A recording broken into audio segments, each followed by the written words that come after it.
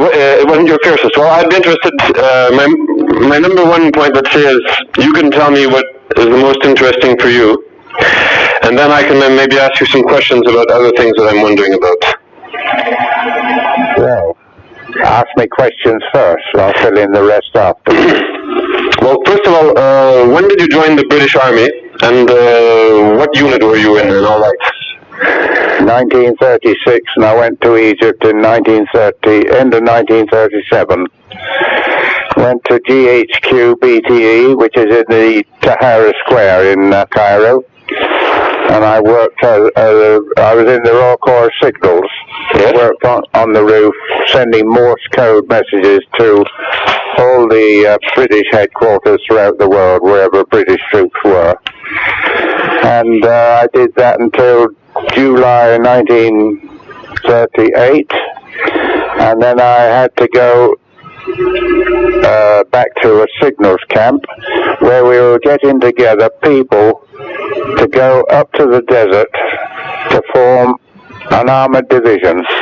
We'd never had one before out there in the British Army at all. Okay. And so each unit, several units, went up from the cavalry barracks in Abbasiyah, and on this would be about the 17th of September 1938, and we went up into Merzimatru in the fortress up there.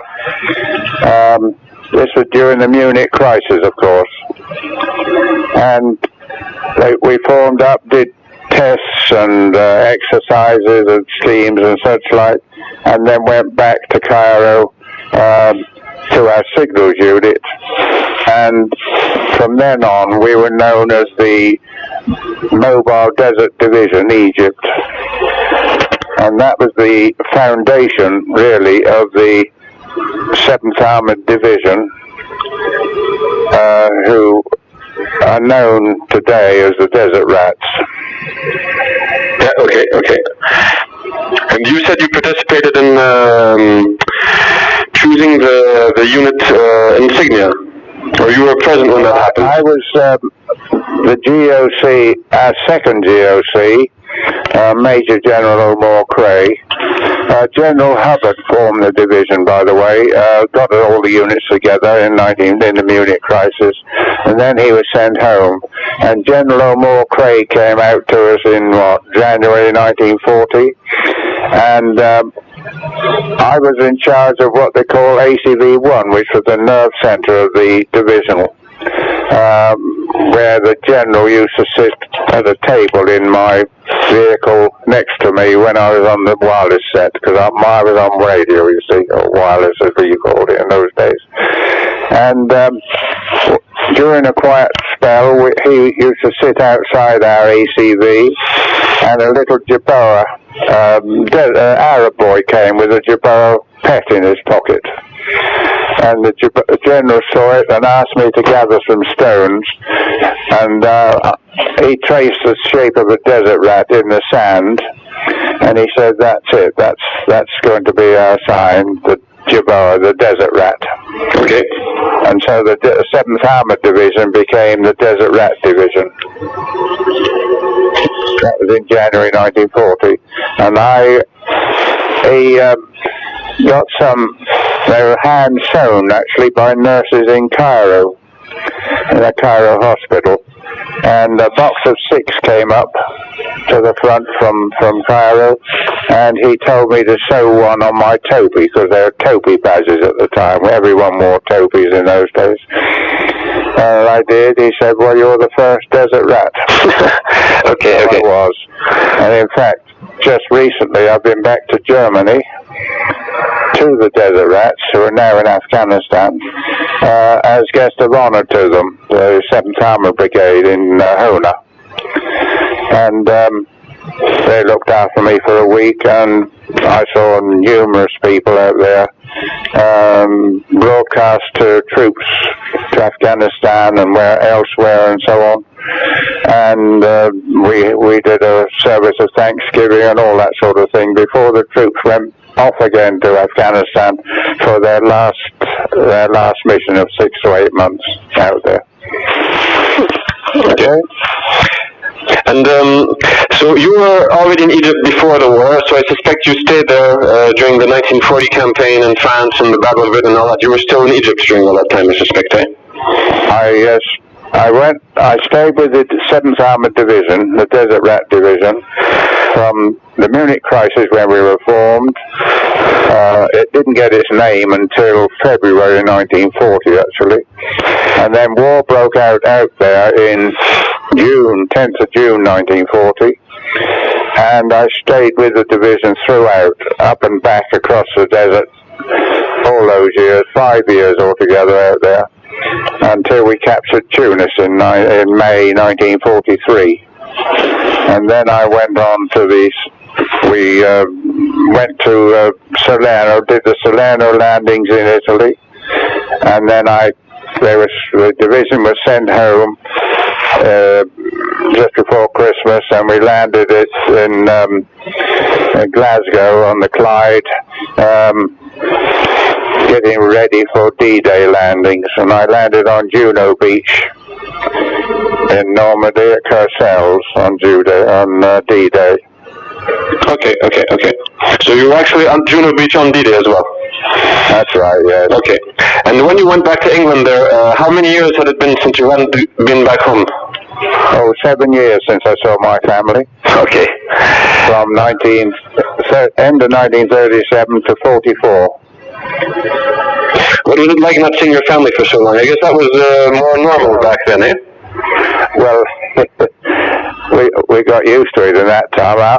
I think about after 2 years we seemed to get a bit homesick, but by then we were fighting a war, so we didn't have time to think about it, really. And what about the men who were married and had families? Did they also stay away so long? I can't tell you that. I think most of them did, because we were out there. There was some of the higher officers went back home, but I can't think any of the men left to go back home. No. Okay. And so let's say from the beginning of the Desert War. Could you tell me about this June 10th, 1940? The atmosphere before the fighting started, how the fighting started? Well, we couldn't hear much at all. I used to tap to, we used to have valves in our wireless sets in those days, and I used to tap two anodes together on these valves to get the London World Service for the officers to listen to, and the only news we got was by this wireless set and phone calls when lines were laid on back to Cairo, you see, from there. But sometimes we were about 150, 200 miles, 300 miles back from Cairo altogether. So that was the only reason, or the only way we got messages through, really. I mean, we didn't know anything about Dunkirk until it was all over. The bombing of London and so on, we never knew about, only from what we heard on the radio, on the wireless. So we were living in the desert, and we had a job to do, so we got on with it, really. That's what we signed up to do, and we did it. Yeah, what I mean is, what was it like for you when the Desert War started? You said it started on June 10th, 1940, when Italy joined Germany attacking France. Yes, well, on that day, or the day before, or 2 days before actually, we'd moved up to the frontier, to the Libyan frontier, and on that day, when war broke out, it was all very gradual, actually. Nothing changed really, because it was only the few front troops. The 11th Hussars were our scouting troops with their. They used to have World War I Rolls-Royce armoured cars in those days, some of them, and a few Morrises, I think. But other than that, they did the first action actually when they captured a place called Sidi Omar. You've probably seen that on the map, or I've heard the name, yes. On the map on the Libyan frontier, and then they followed on with Fort Capuzzo, and I received the first message back at headquarters. We were at a place called Bagouche. Okay. which was on the seafront, and in the sandhills there, and I received the first action message of the North African campaign, actually, and it was by Morse code, and it read something like this: 28 prisoners of war captured, 4 guns, 2 tanks, and so on. And I kept that as a memento for a long time. In fact, I lost it on the beaches in Italy when I landed at whatever it was. All right. Yeah, okay. And I heard once that when the very first skirmishes started out at the border in Libya, that some of the Italian soldiers had not even been informed that the war had started. Did you hear about that at the time, or did? That's right, but I wasn't in the front line as such. I was back at main headquarters of the division, which was the main division in action, because there were only 2 divisions in action in those days, and that was the 7th Armoured Division and the 4th Indian Division who had come out to join us. What used to happen was that the desert rats would be in the desert, that's the 7th Armoured, and the Indian Division would take the coast road. And so the main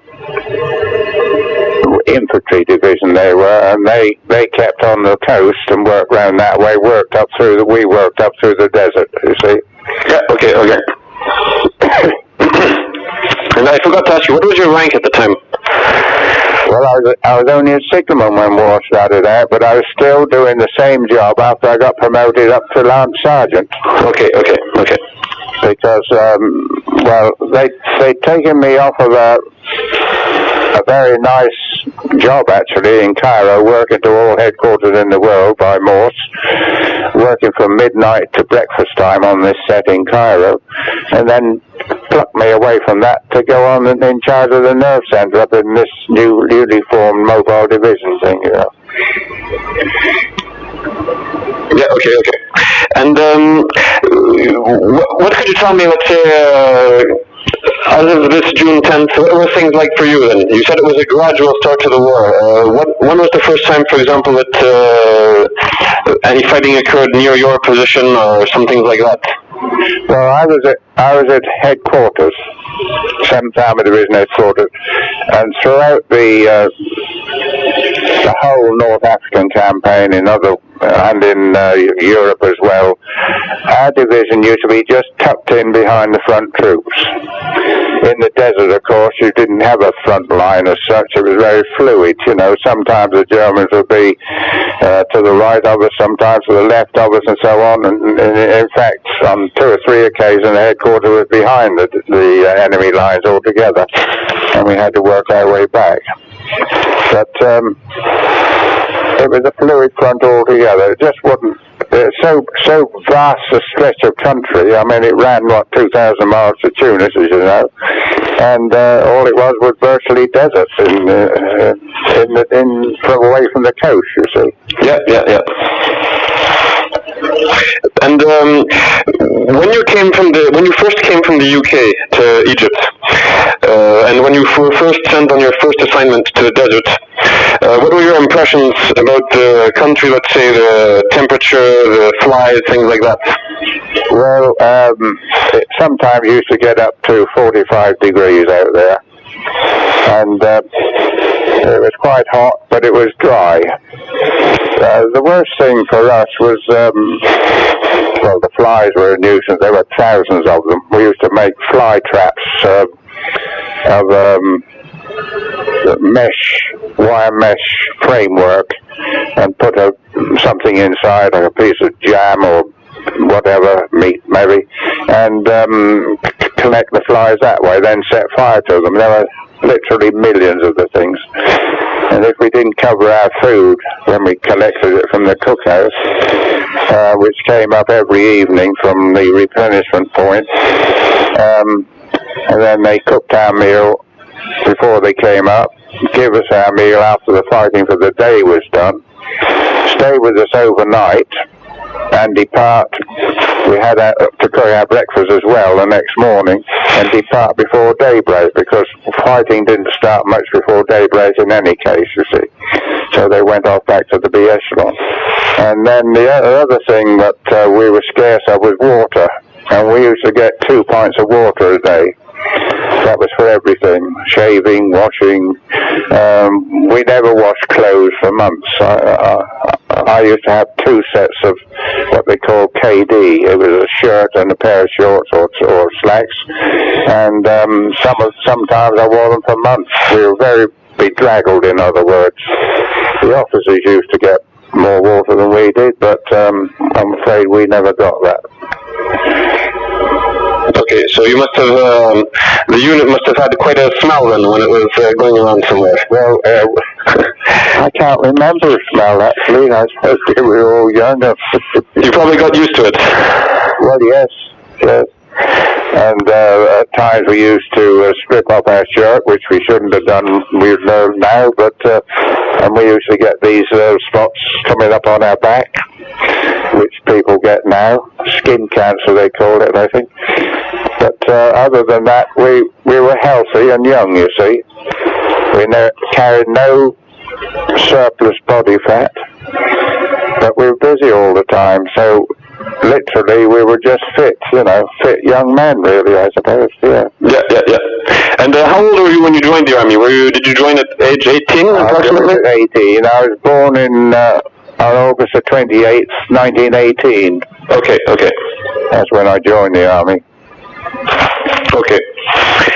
And so during the whole Desert War, you were, if I understand correctly, more or less always in the headquarters. Yes, I was in charge of the nerve centre, which was ACV-1, which used to carry the general officer commanding, the general staff officer number 1, and the GSO number 2, and sometimes an intelligence or liaison officer with us. And when I was on my duty on the set, the general used to be sitting at a table inside next to me, sharing the headphones. There weren't any loudspeakers in those days. And early on in the war, it was all Morse code. And then RT came in, and we used to pass the microphone when I received a signal to the general, and he'd answer and so on. That was the main thing. The other thing I used to do, I used to be the general's wireless operator. And each general wanted to conduct whatever battle happened to be at the time to his own satisfaction. So we used to have an armoured car. In fact, there were 2. There was one for the general and one for the commander of the Royal Artillery in our division. And on the armoured car, there used to be a driver, the GOC, and me as the radio operator, or wireless operator as we called it. And he'd go into the outskirts of the battle in different places to direct the firing and so on, and all that sort of thing from his point of view. Sometimes he got too close. I mean, we used to get bullets bouncing off the armour of the armoured car and so on, all that sort of stuff. And in fact, 1 or 2 of our generals got wounded in that way, because they used to have to stand up to see what was happening outside anyway, you see. I did that until 1940. Yeah, beginning of 1942, when we went back to get refitted into Cairo. Yeah, 1942. Could you tell me an example of one of the generals who was wounded? The wounded was Harding. He got wounded, General Harding. I think the generals I had was the first one who formed it. That was Hubbard, or Hobart, as you say it. And then came General O'More Cray. He came in January 40. Then General Gott took over. At the beginning of the war, in June 1940, General Gott was a colonel, and he was our GSO-1. He used to sit next to me then in the ACV. And in fact, it was him that received this first message of the North African campaign when I gave him it. But other than that, there was General Campbell. Who were the others? Oh, I've forgotten now. And you said that some were wounded. Were you with them in the vehicle when they were wounded? No, I wasn't. No. Of the 2 days, I had a relief operator on. And I was lucky I wasn't in that. Okay.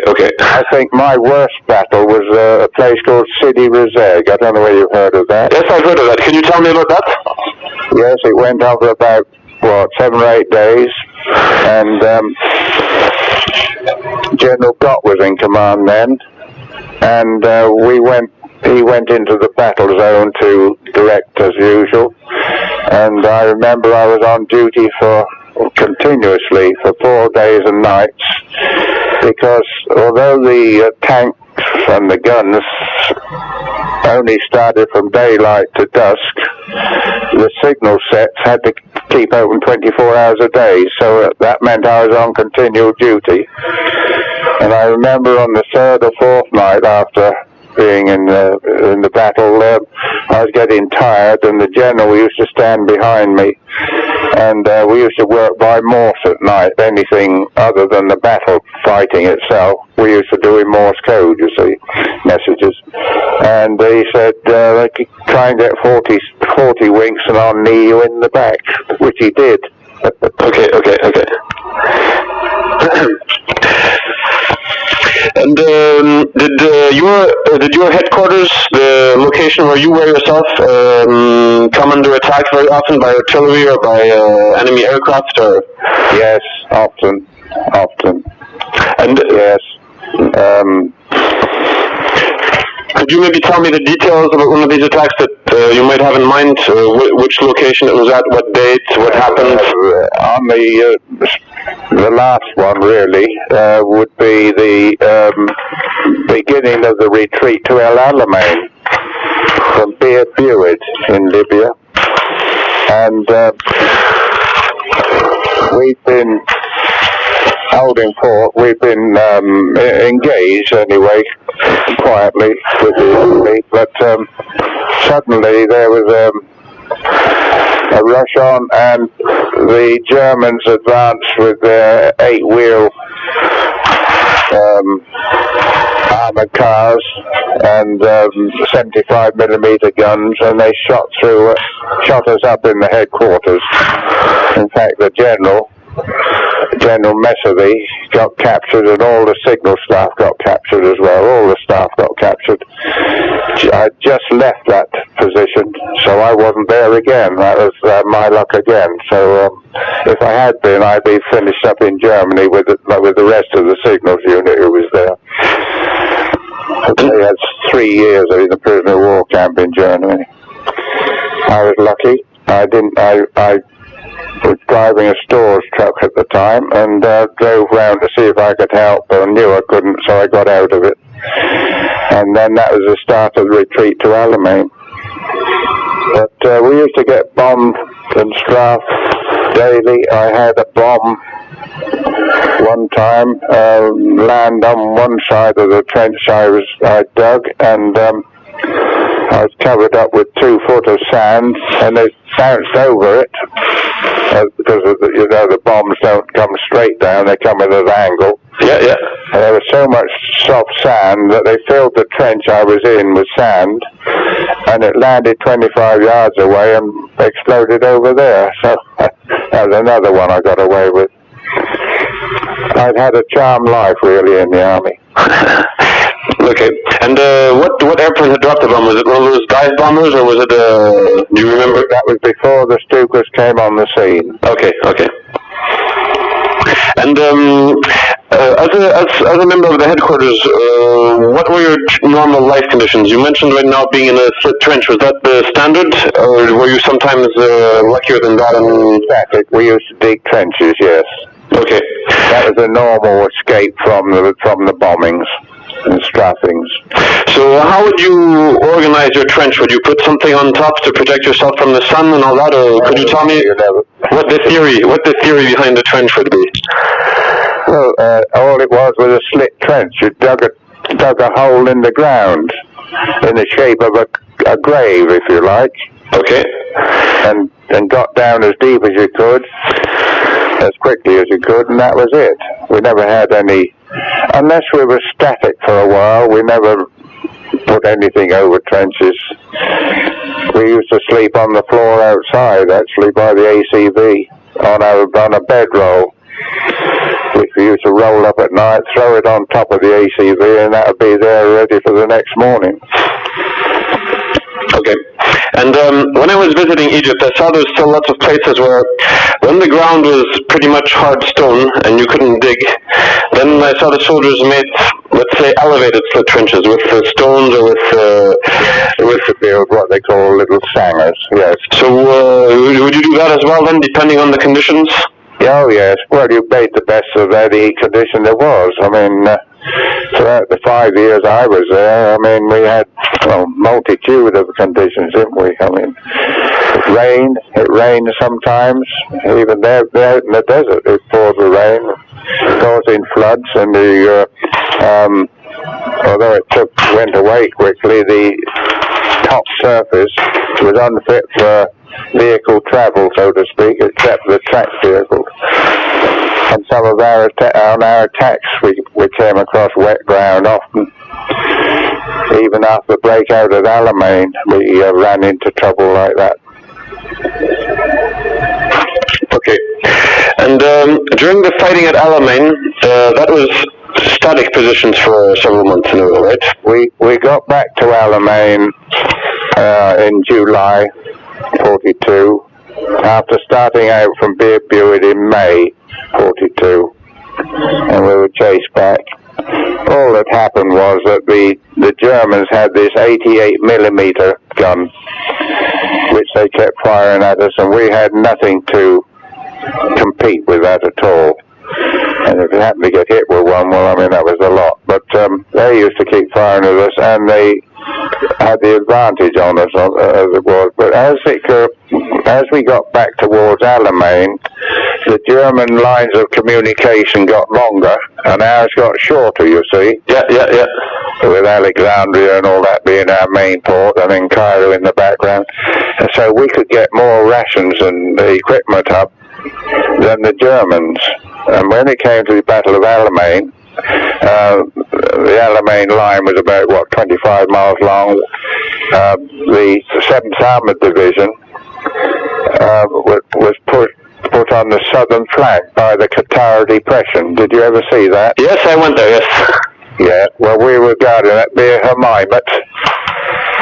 There are twin peaks there by Alamein down the bottom. Yeah, I've heard of it. I went there as well. That's where the Italian paratroopers were.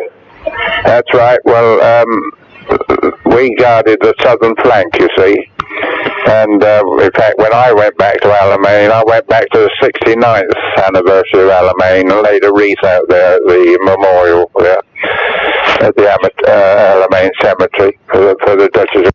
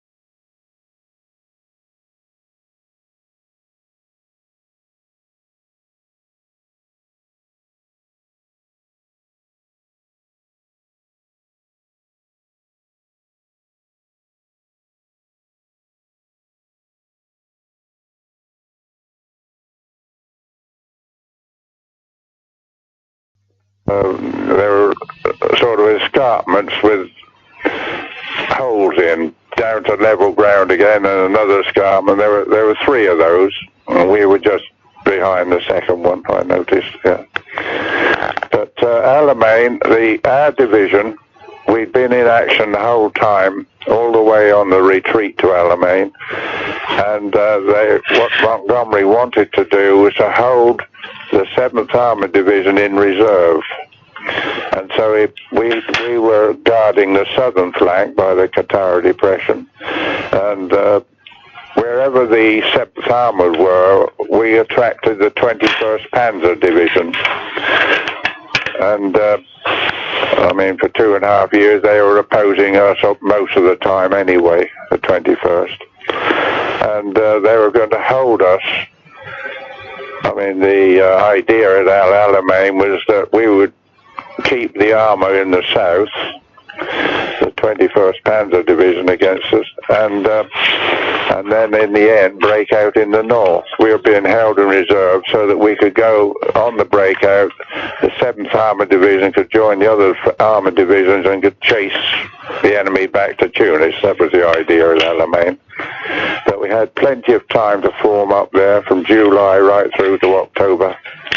Although Churchill wanted Montgomery to advance from Alamein, he decided not to until we got the tanks in from America, and we got 300 tanks came up, which helped us out no end. If it hadn't been for the American tanks, I don't think you'd have seen a victory at Alamein anyway. Those were the Sherman tanks and all that, right? Sherman tanks came up, yeah. And also, I think the Grants, they were also American, weren't they? Oh, Grants, they're all from America, yeah. Okay.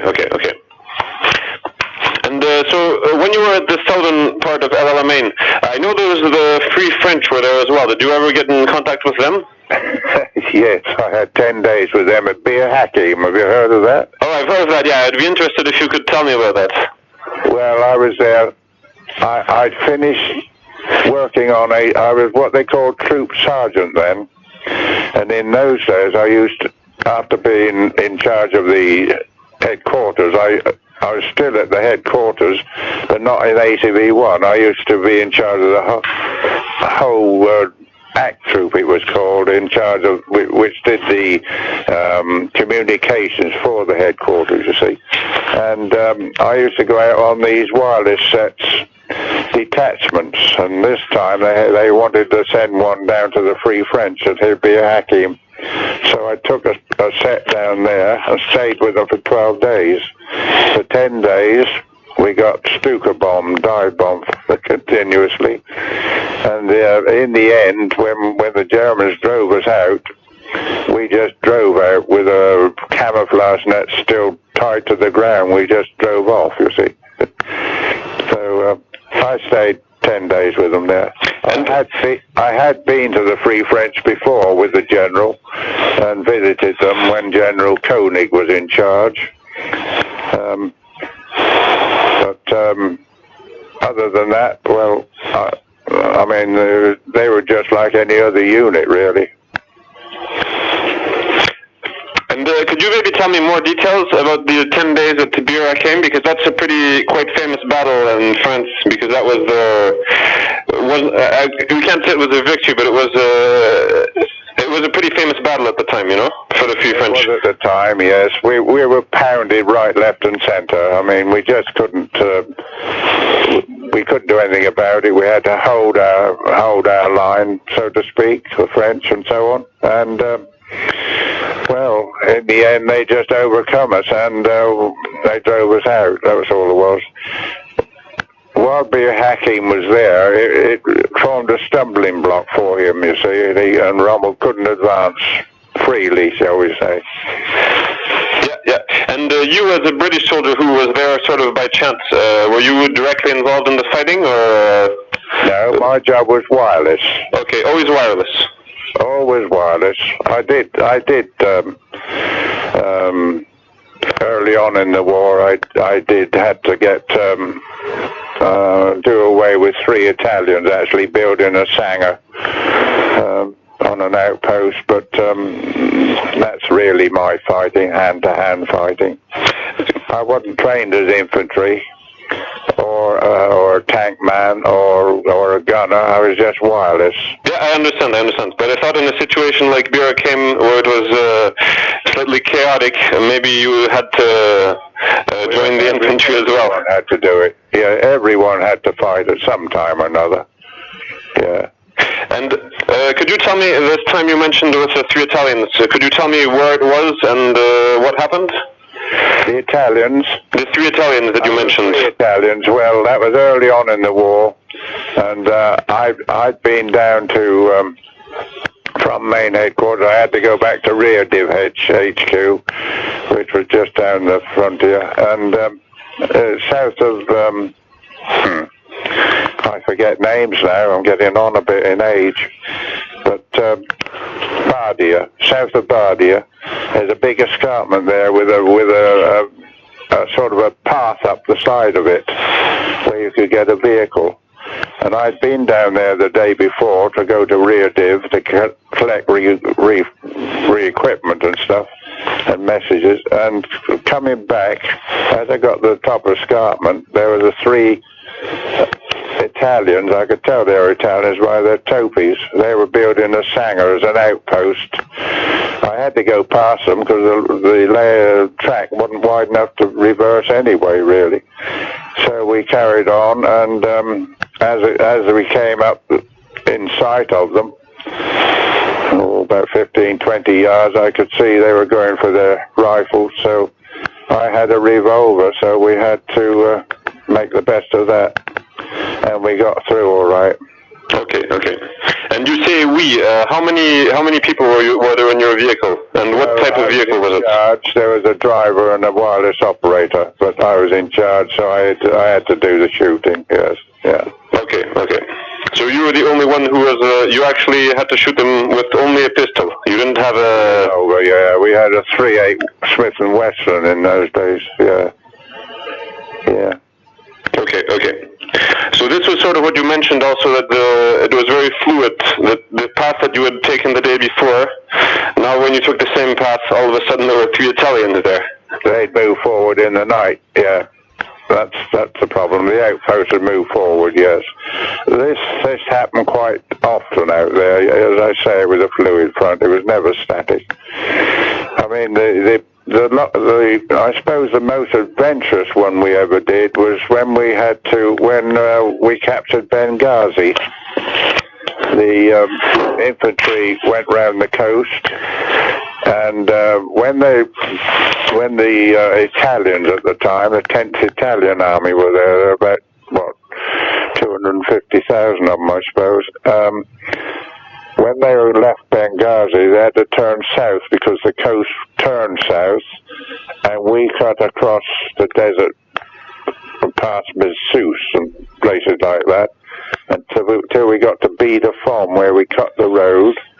I think they called it the Tomb Column, and cut the road and stopped the Italians from coming through.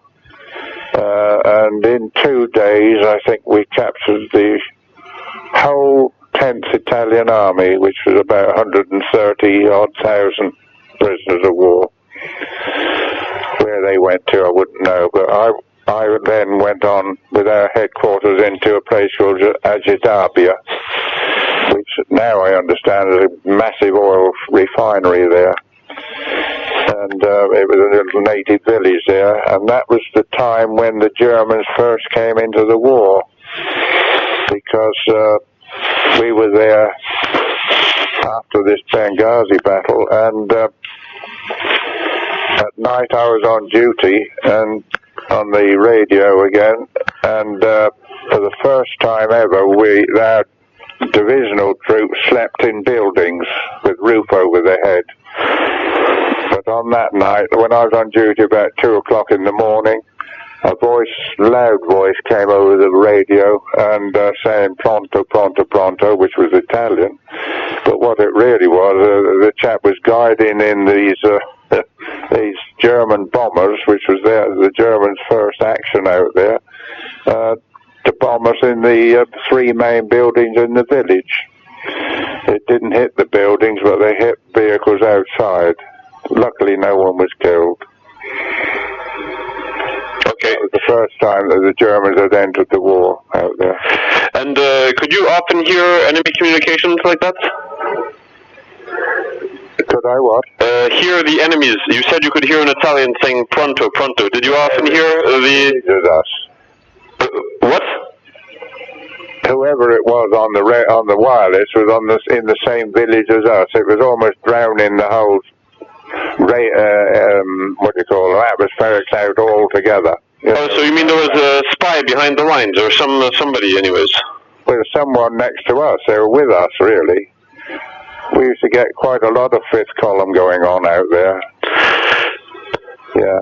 And so did you often hear German or Italian communications on your own radio? No, that was the only time I heard it. Okay, okay. So, your job was only then receiving and sending wireless messages. You never had the chance to interfere with German communications or Italian communications?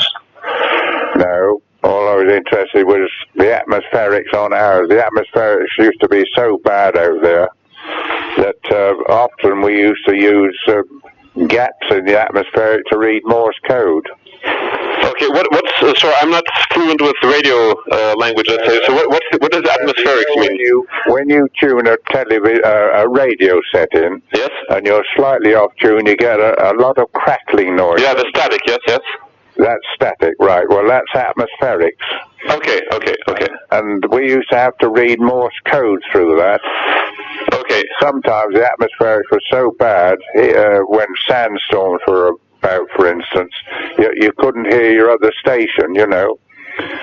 And I remember once being, our support group was traveling north of us, straight into the enemy, armoured columns, and General Moore-Cray had to get an immediate message to them, and I just couldn't hear them at all. And I said, well, the only way we should do it is by changing frequency. And often at that sort of thing, you could get more clear Morse code. You could hear it better.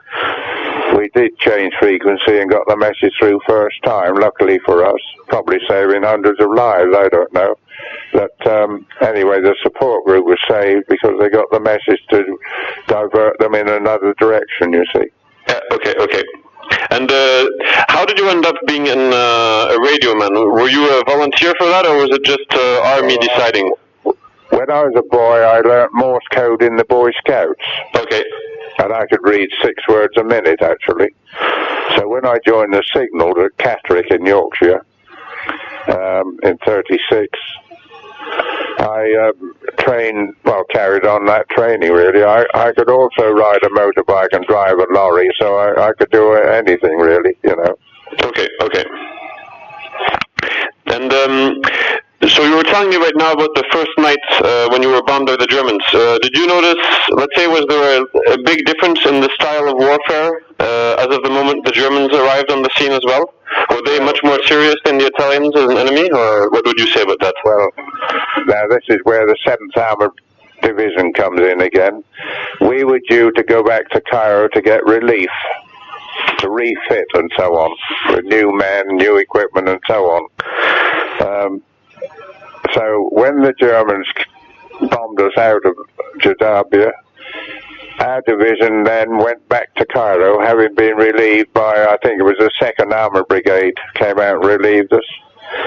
And we'd gone back to Cairo and lived in the barracks in Cairo for about it's supposed to be 3 months, but actually it was only about 4 weeks, because the division which relieved us, they got mauled to pieces by the 1st German forces out there, and we had to come back and relieve them again. So that would happen. In fact, that happened twice in our position. We were going back to refit and so on, and it was always cut short. We never spent much time in Cairo. We had to get back up into the desert. And that was I think I only had 4 days official leave in, 5 years out there. Okay. And what was your general opinion of, let's say, the Italian troops and of the German troops at the time? Different parts of the Italian troops were very good, of course. The artillery were quite good. It was the equipment. The Italian equipment wasn't as good as ours, although we had dilapidated equipment to start with. We got built up a bit, and our equipment was far superior to theirs, so they were sort of at a distance. They were fighting a losing battle anyway, you see. Yeah. We captured Benghazi, as I say. That was as far as I went. And Aguila, we got round to Aguila that time. And then we fell back because the Germans came in. But the Italians weren't a patch on the German army at all. The Germans seemed to have better equipment than us, and they were well used to using it, you know. So was it a bit of a shock when the first Germans arrived, or did it not make much difference, or how would you... It make any difference to us, except that when we were called back to the desert, you had a different type of warfare because they had better tanks and all this sort of thing. We were mainly dealing with infantry before, not many Italian tanks, so on. Whatever tanks they weren't as good as ours, you see. But when the Germans came out with their tanks, their Africa Corps, they were superior to us and had better firepower than ours. So consequently, we had different types of battle because they were fiercest against us. And you mentioned they had their famous 88 as well. That was, you noticed a big difference when that arrived. 88 millimeter. Yes. Yes, they used to fire that open sights, and they used just so that it burst just above the ground and created an awful mess, you know. Not on one target, but on troops, you know, that were retreating. We were retreating the whole time. We just ran away, really, I think. Yeah. So they had these airbursts as well. Yes. And when there was a retreat, how organized was it in the British Army? Was it usually well organized, where the units remained together, or was it some occasions where it... Strategically, on occasions, during any battle you do that anyway, to reform elsewhere. But on the last one, the big retreat back to Alamein, we'd just come up into the desert, and we'd had a quiet period of beer buoyed on the salt flats there. I don't know whether you've been there. But, and then, as I say, in the night, it was as if a sandstorm was coming, and we could hear noise and so on, as if hundreds of tanks were moving in the distance. And then a dust storm came up, and it was the Germans advancing, and that's what really started the retreat back to Alamein off. And then they were amongst us. Well, before it was communications which let us down, I suppose, because we couldn't hear any signals from the brigades or the forward troops, you see, at headquarters. And what did you say the reason for that was, that you couldn't hear the communications? Well, really, it was two reasons. I suppose it was atmospherics and sandstorm we had. Okay. And during the retreat, did your division stay well organized, or did things get disorganized when in a situation like that? On the first morning, they were through us before we knew what we were doing, so everyone got disintegrated, the headquarters. And in fact, I managed to get, as I was in charge of the troop at the time, I managed to get 3 ACVs. The other 2 were Peter Vokes on the intelligence vehicle was missing on ACV-2. ACV-1 was destroyed anyway with a 75mm gun, AP shell, which killed the driver right through the engine. And so, as I say, the general was captured and all the signals staff were captured. Incidentally, the general, Massavy, he got away the next day and rejoined us back at Corps headquarters. But on the day itself, on the morning itself, it was just like a stampede, really. And then I managed to collect 2 or 3 of the ACVs, and on my vehicle, in fact the vehicle I'd taken to Bir Hakeim, the wireless detachment, I had a direction finding aerial, and I tuned into the Corps 30 Corps frequency and found their position, and then we as a group went back to Corps headquarters. In fact, Corps headquarters took over running of the division because I think the senior officer was a signals officer actually in our division. The rest had all dispersed or been captured, you know. Okay. So then, to answer my question, it became very disorganized very fast then during the retreat. Disorganized in the beginning, yes. And so how did the unit form up again? When you reached Alamein, every unit... No, we had several battles on the way back. I mean, only the first instant were we disorganized because they were through us so quickly. But after that we reformed and so on, and the units, they retreated to new positions, this is what it was called, and fought a rearguard action, mainly, right back from Bir Burid right back to Alamein. We had different battles. Mersmatru, there was one I remember, big one, and several all the way back. Yeah. And what do you remember about Mersmatru? Mersmatru, I first saw Mersmatru during the Munich crisis. Yeah, but I mean about this battle you mentioned during the retreat. Oh, the retreat. Well, we never really came into that because the troops, we were in the desert all the time, and the troops along there were the other division, the infantry division used to come through that way. But there was a battle at Matru, but I'm not the best person to ask about that because I wasn't in it. Okay. And at the time of Alamein, a lot of different Allied units got together from New Zealand, from Australia, from South Africa, all that. Out there before. Yeah. How did things get along, let's say, between all the various allies? Well, we've been used to fighting with different nationalities before. I mean, they had a Polish division and so on, and all that sort of stuff. So we'd been fighting before. I mean, the only thing was that we knew where each other was each time, all the time. That was the only thing. When we formed the line at Alamein, they formed in different parts along the line of the 25-mile frontier. In fact, Alamein was probably the only real front line we ever had out there. The whole system after the war began. Across the frontier, across the Libya. And at Alamein, you were in the same position, I suspect, for at least a couple of months, right? Without moving.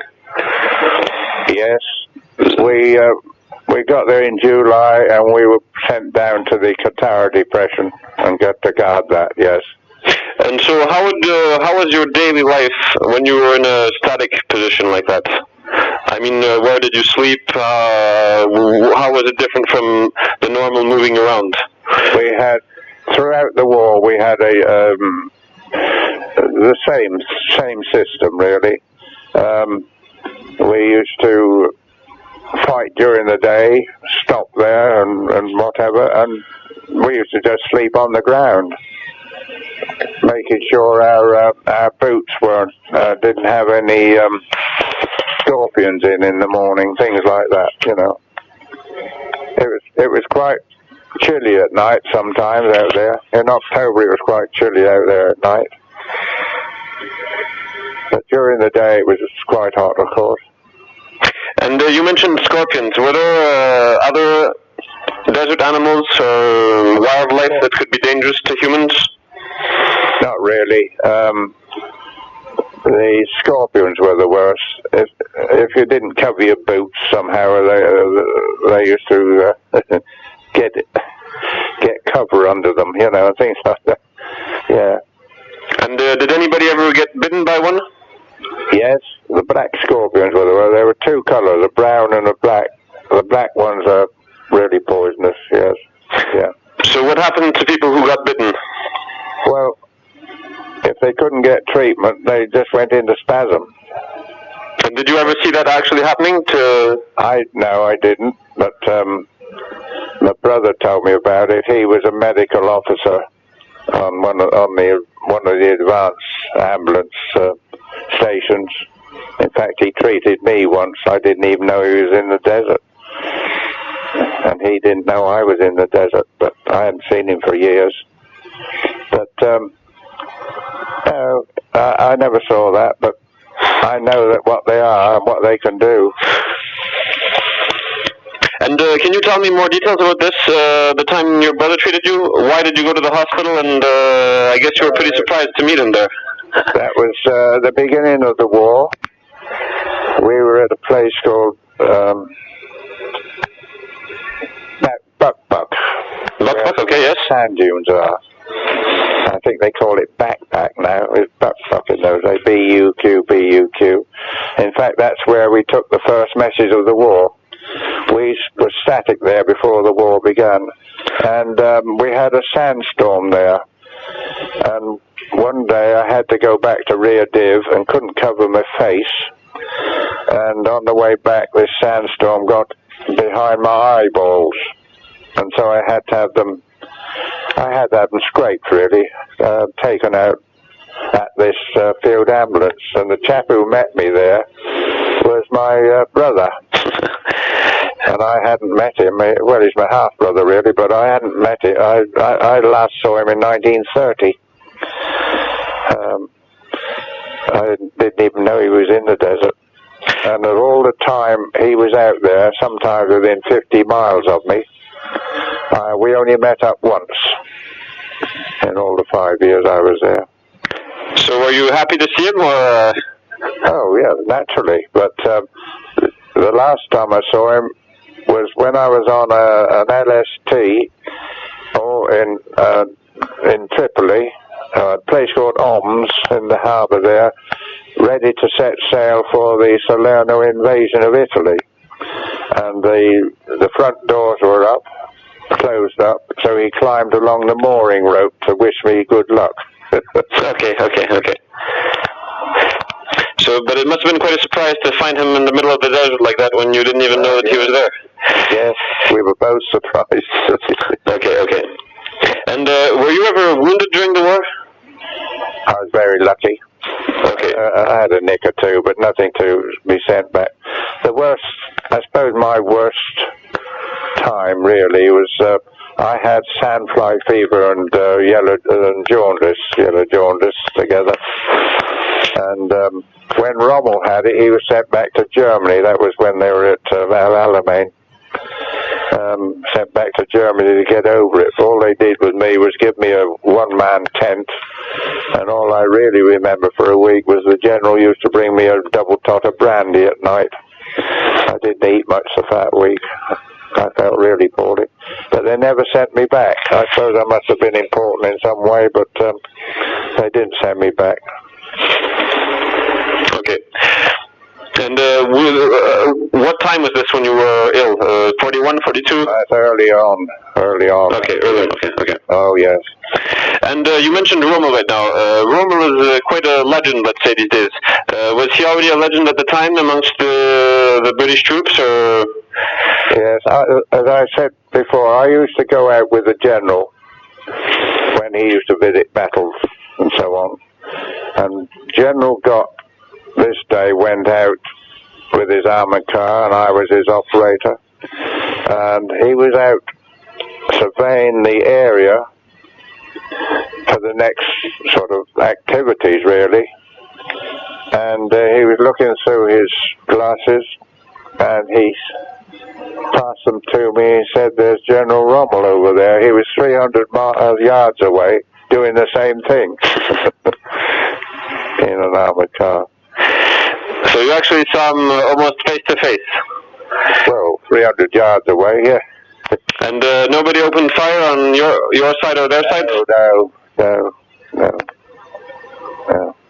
Why not? Was the Desert War sort of peculiar in that way? Well, it was such a spacious place that, I mean, a unit could get lost, in the hundreds of square miles of sand. It's not like the country in Egypt, in France and Italy or anywhere like that. It was entire space. Yeah, but I mean, for example, on this day when you saw Rommel, why didn't you open fire and why didn't the Germans open fire if you were only 300 yards away? We were doing the same job. We didn't. I don't know whether we had a gun on that day, but we may have had a Bren gun. I can't remember. There was only the general there and me. Okay. But they often say that the Desert War had, less hatred or something than other fronts. Would you agree with that? Yes. I think there's probably more hatred between the Germans and the Italians than there were between the Germans and the British, actually. we had a job to do out there, and it was the fault of one man, wasn't it? The man named Hitler. And a lot of the German troops out there didn't really want to be out there anyway. Okay. Found out after. When I went back to Germany, beginning of August this year, I met up with a man named Karl Koenig, who was a member of the 21st Panzer Division I was telling you about just now. Yeah. And he was my enemy for 2.5 years in Africa, and we met up in Hona, and as friends, of course. Yeah. Does he speak English or? Yes, he speaks English. I think he was a prisoner of war in England. He got captured when we advanced from Alamein. Yeah. Okay. It was all on the. It's all on the. What do you call it? Forces network. All that stuff's on the Forces network. If you want to know anything more about what I've been doing, if you type Len Burritt in, I can find some things. That's how I found you in the first place. Right. So there's more stuff on there now because I went to Germany and I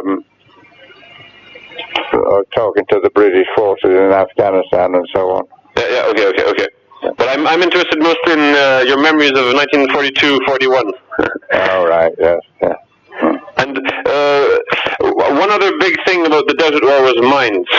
As a person in the headquarters, were you ever involved in going through minefields or having any trouble with mines? Well, it was all laid on for us. When we went through, it was cleared by the forward troops. Okay, so you never had any issues with that? No. My job was radio. Yeah. And the ACVs held the radio sets. So would you have, I've been asking you a bunch of questions, would you have any particular stories about the Desert War that stand out in your memory that you could tell me now, a couple of them? Anything detailed, one particular day that sticks in your mind for any particular reason? Well, at the beginning of the war, when the Italians were there, against us, before the Germans came in, we were at a place called Buck before the war began, and stayed there at the beginning of the war, and we used to be scruffed by enemy fighters, CR-42, Italian CR-42s. On one particular time, after being struck for about a week or so, this airplane turned round and came back, and then instead of bullets came down, this pilot threw a wrench at us, a monkey wrench, we call it, mechanic's wrench. We were standing by the signal office, and he threw that at us. Okay. He got shot down anyways by one of our fellows, so it was his undoing in any case. He got shot down on the same day? He got shot down, yeah, by a man named Bob Bergen. He was a dispatch rider, sergeant actually at the time, and he fired this boy's anti-tank rifle, which had a great kick on it, but he fired it somehow from the hip somewhere, I don't know, because he was as strong as a horse. But he hit this plane and it came down, so yeah. So he shouldn't have thrown the spanner at us. Okay, so he threw the wrench and then was shot down a couple of minutes later. Yeah, I kept the wrench for a long while as a souvenir. Okay, do you still have it today, or? No, it got lost. A lot of my equipment got lost at Salerno. Okay. A shell hit our lorry going on the beach. Okay. And did the Italian pilot survive being shot down? That I don't know. Okay. I guess when an airplane crashes, it usually crashes a couple of miles away because they go so fast that yes. By the time it lands, it's far away. No, I didn't carry on with it. I don't know. Okay. And do you have any other stories like that about Alamein or about anywhere in North Africa, things that stand out in particular? No, not fighting-wise, really. No. I guess as a member of the radio crew, your days were probably quite repetitive, always being on the radio all the time. Yes, we used to do 3 shifts a day, and all the time.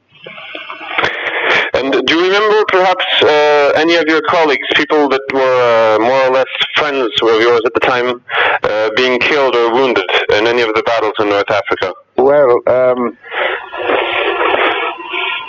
one of our sets broke down after we broke out from Alamein.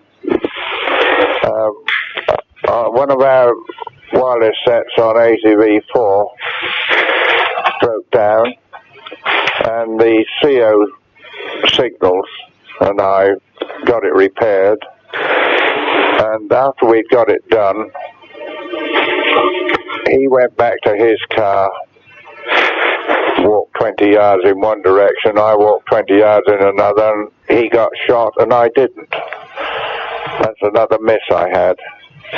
One of my lives. And do you remember his name? His name? Because when I interview people like you, I always try to find a few names, then I look them up and see what cemetery they're buried in and try to find a picture of them and things like that. Names are my weak point. Okay. The Honourable, he was an Honourable, he was a Member of Parliament before he got... it's gone from my head at the moment, but I'll send it by email. Okay, that would be fine. Good. Okay. And about the French troops, you said that they were just a normal division, let's say, in North Africa. They didn't make a good impression or a bad impression or anything in particular. What, our division? No, the Free French. Oh, the Free French, yes, they're very good fighters. They were very good fighters. They put up a stubborn resistance for a long while at Bir Hakeim, for instance. And of course, what the British did was to build what they call boxes. Like if there was a hillock or a mound, so to speak, that they could hide behind, or a hill or an escarpment, they'd build boxes, and so that should the Germans try to come through, they could come round on their flanks and blast them that way, you see. Yeah. And the Bir Hakim instance was one of those. The Free French held it, and held it for quite a while and delayed the Germans' advance anyway, yeah, for a long while, yeah. Okay. And you also mentioned that you were at the Himeimat Hills down in the south there, and I know that the Italian paratroopers were there, and they apparently were quite some tough fighters. Do you remember anything about the Italian paratroopers? Not the paratroopers as such, no. Okay. I don't get that. I didn't get that close, no. And do you maybe have any pictures of yourself at the time, during North Africa and all that? Yes, I've got pictures. I write books as well. Oh, okay. And I've got pictures from that. I've even got pictures of once we got cut off, the headquarters was cut off, and we, behind enemy lines, one night we formed up into 3 columns behind 3 armoured cars, and we had orders not to smoke or talk, because the smoke British cigarettes smell different from the German ones, and talk is a different language anyway, and keep quiet. And we drove completely right through a German Liga, and on the edge of the Liga there I noticed a Mercedes lorry full of what they call jerry cans, full of petrol.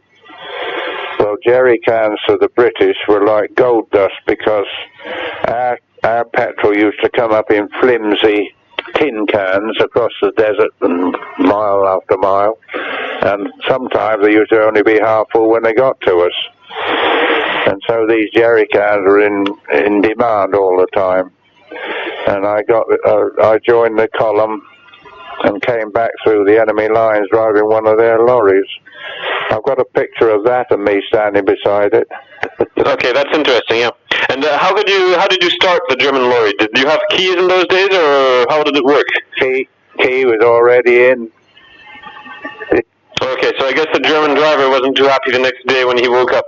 Well, I wouldn't have thought so. Luckily, they used to put their petrol and ammunition on the edge of a Liga, so that if it exploded, they wouldn't, destroy other vehicles and so on. And in this case, it was right on the far side of the Liga, and I just got into it and continued on with our people. Yeah. Okay. And do you know how to send pictures by email, or is that too complicated for you? No, I write books on a computer. Okay, so then would it be possible for you to send me some of the, let's say, more representative pictures by email? Yes, yeah, I'll send you some. Okay, that would be fine then. I'll send you some of, well, the German one won't be any good to you, but... no, German ones are also interesting to me. Okay. Yeah, that'd be fine. Once... Some of the first desert rats, 1938. Okay. And headquarters when we were forming up.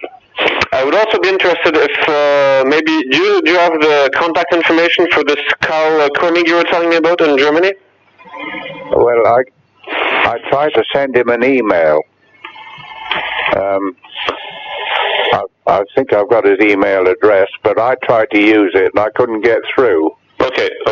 But I've since been on to British Forces Services at Hohner in Germany, because a girl there allowed the 21st Panzer to come in, and as they turned north, thing was that we would shell them from the ridge at Alamein.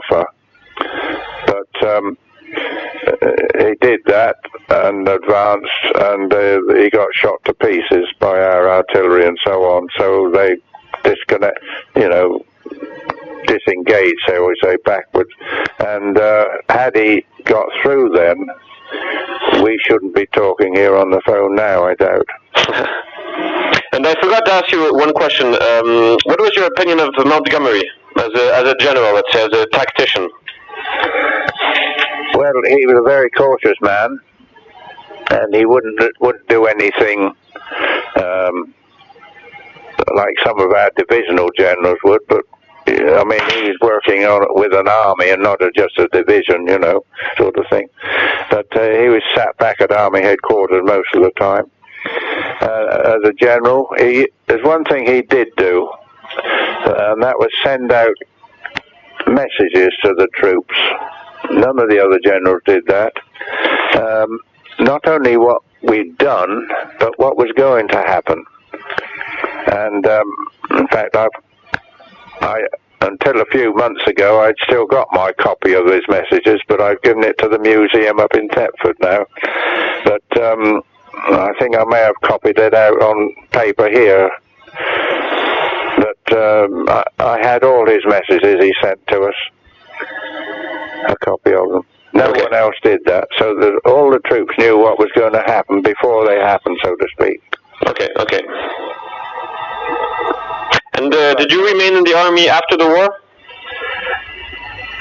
No, I got demobilized in 1946. In 1945, when I came back, because I'd done 7 years abroad, after reaching German borders, up through France, Belgium and Holland to Germany, they sent me back because I'd done too long abroad, you see. Yeah, I understand, yeah. You deserve to be able to get back home. Came back to England, and then I was in England. Off to Burma, make me a captain, but I declined all that. Okay. One of the Canadian veterans I spoke to said that after the war he was one rank above a general, and that was civilian. Was that the way you felt at the time? Well, we were free of it.